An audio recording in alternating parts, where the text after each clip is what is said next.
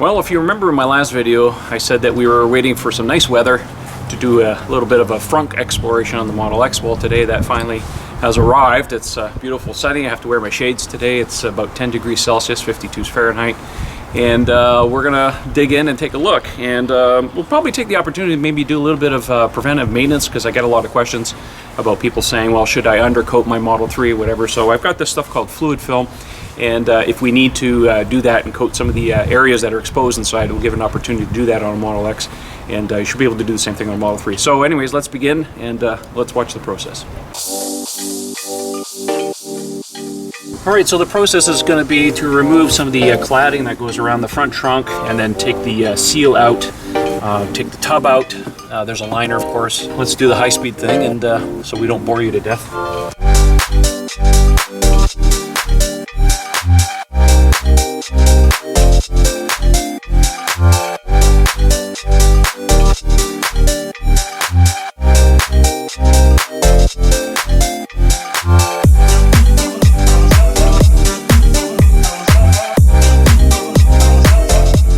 There are 20 10mm bolts once you pull those out.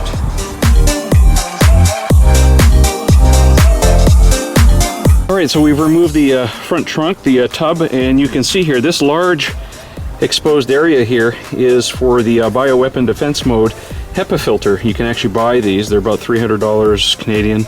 I talked to Tesla service about that. Anyways, that just installs in there, and then you get bioweapon defense mode. Now, you don't get the button on the screen, but my understanding is that as long as the fan is over the 8 or 9 setting, that it just activates the whole system. There's nothing mechanical in here that prevents you from doing that. Otherwise, you can see here that you've got, some frame rails. There's a what am I going to call that? A deflector from the bottom in there. You can see another frame rail in there, and the lights and some of the air conditioning stuff. There's your first responder loop. That's what the fire department can cut to disable the 400 volt battery. This is your fuse box, and some other sundry items in here. What else can I see?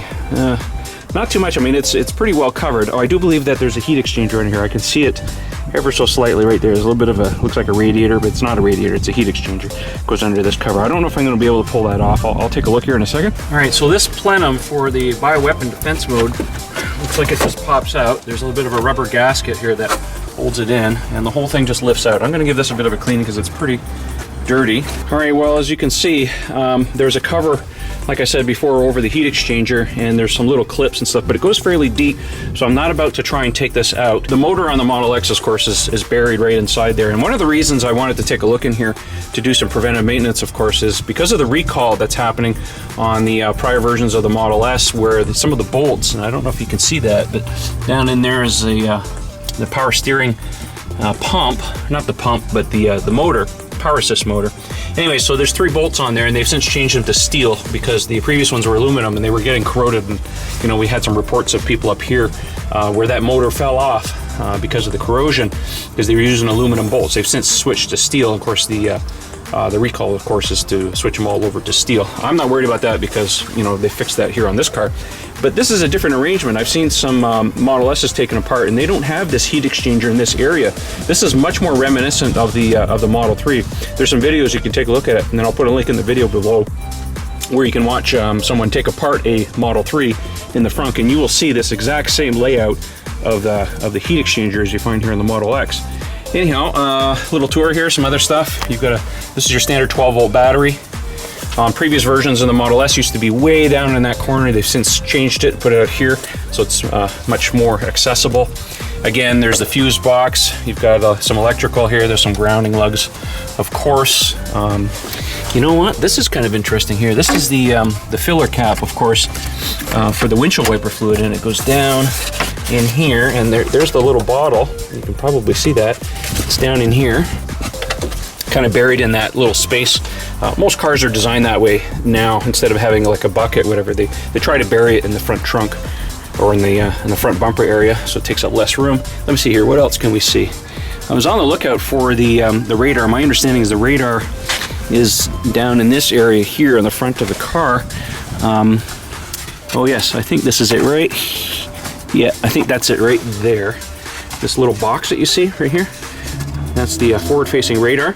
Now, in previous versions of the Model S, it used to be way down here in the corner. Of course, you get schmutz and snow and so on and so forth on there, and of course it would stop working. So they've now moved it internally. Although, I've been in snow before, and of course I lost the front radar before. So anyways, I don't know if that's 100% solved yet, but that's where it's located. Here's a little something I wanted to show you, and if I remember this correctly, you can see here, there's two frame rails that run here. You see these little dimples that are put into the aluminum?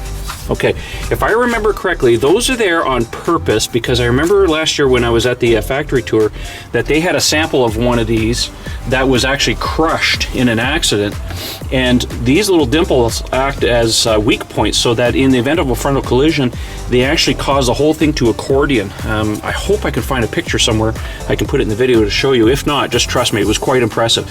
So those aren't just for looks, they're actually functional as part of the crash protection on the car. Buried way in the back is the front drive unit. Can't show you too much in there. You can see there's some sound deadening material on there. It's like rubberized just on some of the components.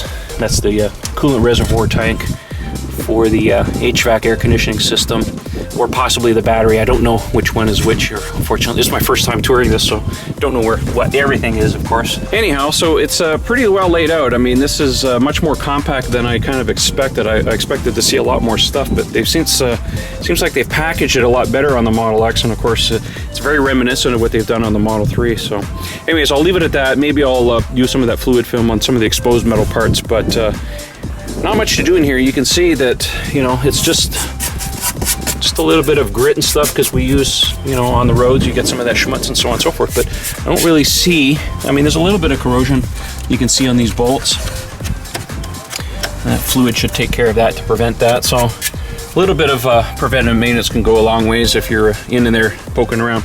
All right, so I've taken a bit of an opportunity here to clean up the areas that I can with some spray 9. I love this stuff. And a couple other things I just discovered after doing a little bit more exploration. This Tesla mustache that's found on the S, or on the Model X anyways, but maybe even on the Model S. It's only so deep, but it has these little louvers, and it goes down. There's a plastic plenum here, and what I discovered is that it goes down and under, and it comes out in here. So this scoop here is actually not just visual, it's actually functional, because it funnels air into the heat exchanger here. That explains this kind of layout. I like that. The other thing I found is in here are two solenoids, and these two cables go to the front trunk release, and there's a button, emergency button here, you can press that, and then there's one, of course, on the front trunk, and then there's also a sensor here that detects the position. So if I press the front, you hear that move there, you can actually see the solenoid moving. There you go. I'll do that one more time. So now we're just going to take that fluid film and put it on some of the areas that that might need it to prevent some corrosion. Always read the instructions, kids. It says here to shake well before using and apply sparingly. All right. So, yeah, it looks just like the undercoating stuff you would do at a garage for your car. Just do areas that I think where there are bolts. This actually has a bit of a penetrant as well, so if there's any kind of areas that need to be accessed for whatever reason, these bolts should come out a little easier. Certainly good packaging on Tesla's part as far as where they mount everything. Everything looks really high quality. Should be for the money, I hope. Now, even though I've said before publicly that I don't think you need to necessarily undercoat the bottom of a Model 3, it can't hurt. Steel rusts, and if you get any moisture in some of the areas that could be a bit of a problem, then this kind of thing could help you long term. However, I will still stand by what I see here in terms of packaging, that it's most of the exposed areas are so well covered. The only places that I can see here on the Model X that are exposed from the wheel wells is right here. If I could stick my fingers into this area, this is the felty stuff that they put into the wheel wells to prevent, all the stuff from getting in here. Of course, it's also for sound deadening as well. So there's an area there, and there's another one. You can't see it here, but there's another one here on this side. So that's where most of the junk has been getting in here. All things considered, this is an aluminum body, so it won't rust, but it does corrode. So little things like this go a long ways, but yeah, I'll say it again. I mean, it can't hurt, but I don't think it's absolutely necessary because the whole bottom of the car, of course, as you know, is completely covered. If Tesla ever does any service on my car, they'll probably appreciate the fact that they can probably take these bolts out a little easier. I don't think anything like this voids the warranty, so you know, you can save the comments. All right, I think I'm gonna call that done. I'm gonna button it back up again.